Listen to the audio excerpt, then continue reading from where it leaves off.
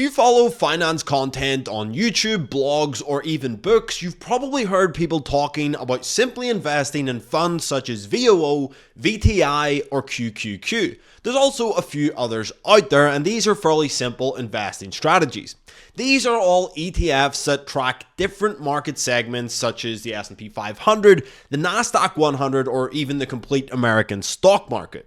Now, these are honestly quite solid investing strategies for passive investors. However, if you're in the UK, you've probably logged into your favorite trading app, searched for these funds, and then realized, well, they aren't actually there. Honestly, for a long time, I just didn't really understand what was going on. I would just go out there and end up searching for an S&P 500 ETF, and I would invest in it without ever really thinking about what I was doing or what I was actually invested in.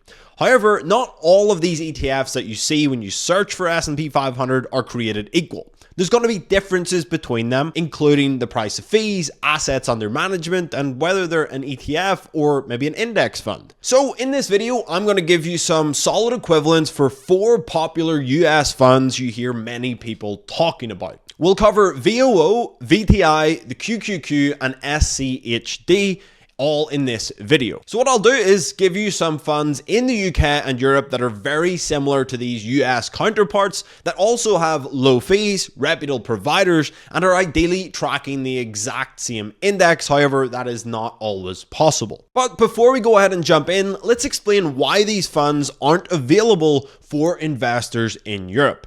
Simply, it comes down to regulatory reasons in Europe. As always, these US-based funds don't meet the regulatory requirements required to be listed on European stock exchanges.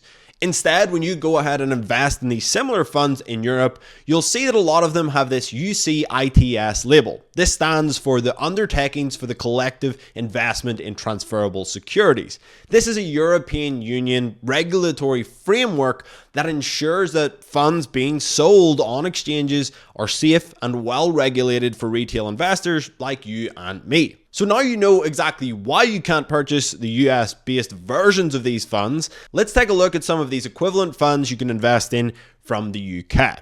First up, we have VOO. It's an extremely popular fund that you'll hear a lot of passive investors talking about. And this is because it's one of the most popular S&P 500 tracker funds, and it's managed by Vanguard. The S&P 500 holds 500 of the biggest large cap companies in the United States. This fund has a low expense ratio of 0.03%, and it tracks that S&P 500 to a high degree of accuracy.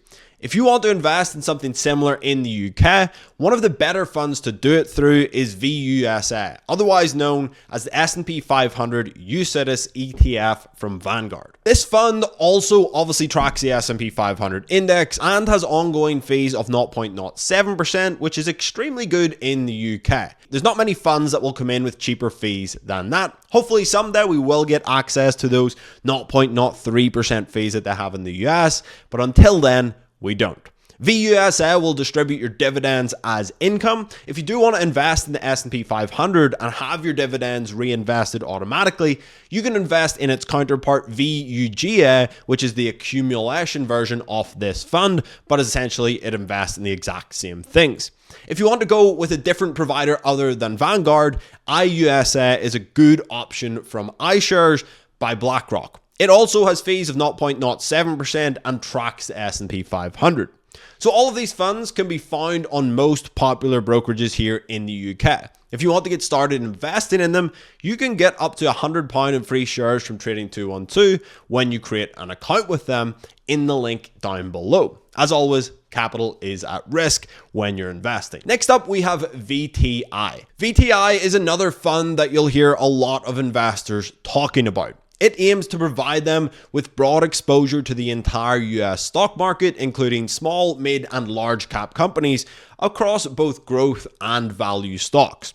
It holds over 3,700 companies in the US market and also has an expense ratio of 0.03%. What I would do to have that here in the UK. While the S&P 500 only holds the 500 biggest companies in America, VTI gets exposure to all of America, including small and mid-cap companies as well. And it does this by tracking the CRSP or CRSP US Total Market Index. In the UK, the closest fund to this is the Vanguard US Equity Index. It tracks the Standard & Poor's Total Market Index rather than the CRSP US Total Market Index. Even though both track different indexes, they have very similar performance. And that's because they're weighted by market size, meaning that the S&P 500, it makes up the majority of both of these funds anyway. The Vanguard US Equity Index has an expense ratio of 0.1%, which is actually fairly reasonable for a fund like this. Again, slightly more expensive than the US, but there's really just nothing we can do about that right now in Europe or the UK. As this is an index fund, it's not actually available on all brokers. If you do want to purchase it, you can do so by investing directly through Vanguard's platform, or you can do it on a platform such as Hargreaves Lansdowne. Next up, we have the QQQ. The QQQ tracks the Nasdaq 100, which contains 100 of the largest non-financial companies listed on the Nasdaq. It's heavily weighted towards technology with 57% of its allocation in the technology sector, but it also has innovative companies in consumer discretionary, healthcare, industrials, and others. The QQQ has an expense ratio of 0.2%, which is a little higher. Generally, with more tech-centered or specialized funds, expense ratios do become slightly more expensive compared to your just bare bones index funds. So if you want to invest in the Nasdaq 100 from the UK, the best place to do it is probably the iShares Nasdaq 100 UCITS ETF. It's a great choice that aims to track the Nasdaq 100. The fees again do come in slightly higher than its US counterpart with fees of 0.33%. This fund is managed by iShares, which again is part of BlackRock. And you can find this fund on most major exchanges under the ticker symbol CNDX. Last but not least, we have SCHD. This is a fund that is absolutely loved by dividend investors in the United States. I've been seeing it everywhere lately. This one's a little trickier to find an exact match for here in the UK. However, there are some reasonably good UK alternatives. SCHD aims to track the Dow Jones US Dividend 100 Index. It's composed of high dividend yielding US stocks that have been screened for financial health and stability. At the time of recording, the dividend yield of SCHD is 3.67%, and it has an expense ratio of 0.06%. In the UK, there aren't any funds that directly track that Dow Jones Dividend 100 Index, but there's some alternative funds that focus on high quality dividend stocks. So let's take a look at them. The first one is the FTSE All World High Dividend Yield UCITS ETF, or VHYL is its ticker. It's a good option for investors looking to get a similar yield from dividend stocks. VHYL is a lot more diversified than SCHD and has over 1,800 stocks from all across the world.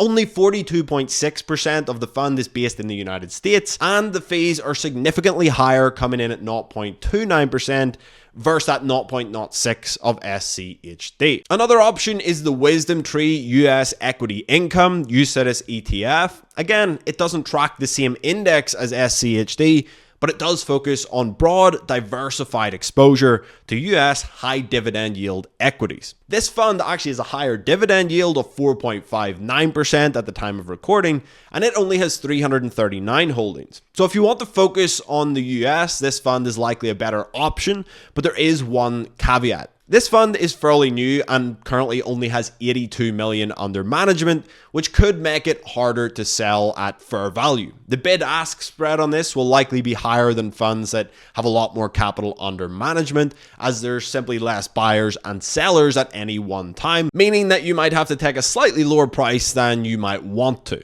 And that's it. If you want to find equivalents of other US funds, the best place to start is by finding out the index that the actual fund is tracking, and then doing a search to see if there's any funds in the UK tracking that exact same index. If there are, you can invest in it. Otherwise, you will have to do some more digging to find funds in the UK that mirror those in the United States. Hopefully you guys enjoyed this one. If you did, please hit that subscribe button. We've got a ton more content on the way. If you want a ton of free guides on investing and making more money, check out moneysprout.co.uk, link down below in the description. And if you want to watch another video, check out this one here, where I break down how I build a £100,000 portfolio from scratch at 26.